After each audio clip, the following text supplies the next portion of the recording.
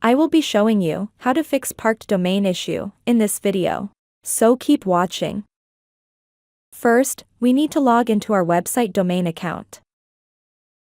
To continue with the video, under the Domains section, we need to click the DNS, or the Manage DNS button link, which will take us to this page. This is the DNS management page. You will find all the domain records in this page. You can see one of the records says parked. That is the reason why we having the parked domain issue. We need to point the domain to our web host server's IP address, where our domain is added. So, we need to edit this record. In this value field, which says parked, we need to delete it and add our web hosting server IP address. To do that, we need to go to our web hosting account. And here is the server IP address. We need to copy it.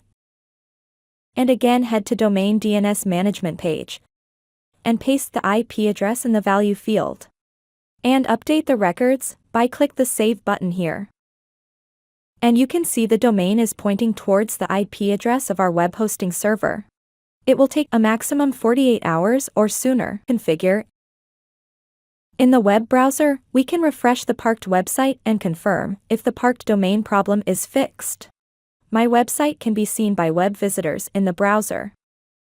With this, we have come to the end of this video. Please subscribe to my channel and click the bell icon to get updates when we add new content.